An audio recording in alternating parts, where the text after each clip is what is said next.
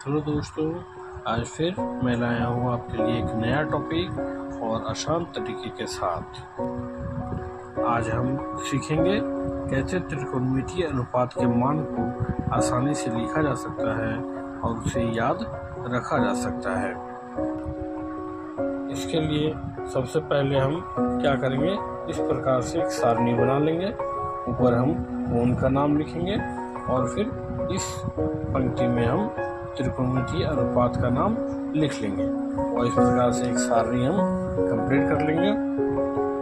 इसके बाद बने हुए सारणी में हम यहाँ से स्टार्ट करेंगे 0, 1, 2, 3, 4 इस प्रकार से उसे नंबरिंग कर लेंगे।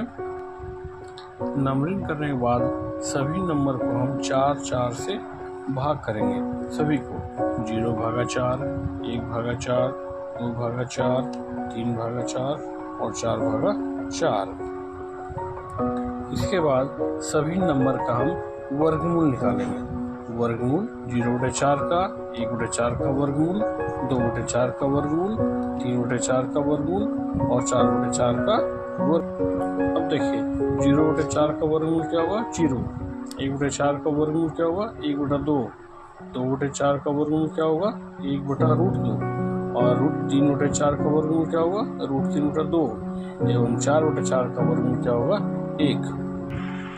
इस प्रकार से जो संख्या हमें प्राप्त हुआ है वह संख्या हमारे त्रिकोणमितीय अनुपात साइन थीटा का मान मिल जाता है। जैसे पहला 0 था तो साइन 0 डिग्री का मान 0, साइन 30 डिग्री का मान 1/2, साइन 45 डिग्री का मान 1/√2, साइन 60 डिग्री का मान √3/2 और साइन 90 डिग्री का मान 1।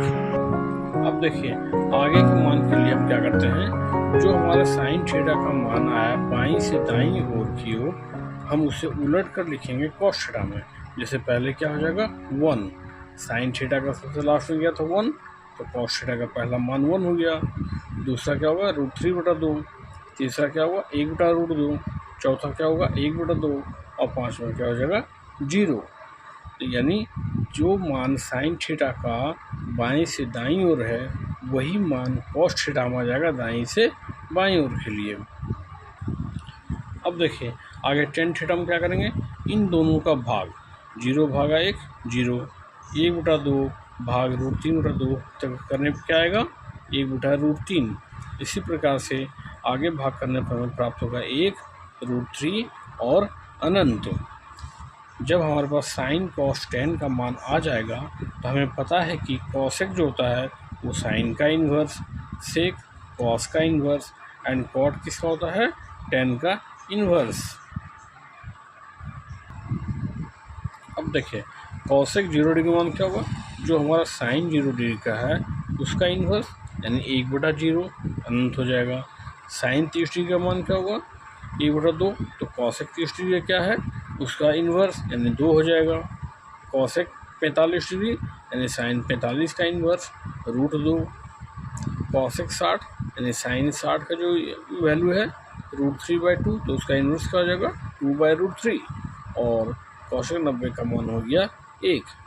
इसी प्रकार से जब हम सेक का मान लिखेंगे तो वो कॉस का इन्वर्स होगा और कॉट का मान लिखेंगे तो वो टेन का इन्वर्स होगा। इस प्रकार से हम पूरी सारणी आसानी से लिख सकते हैं।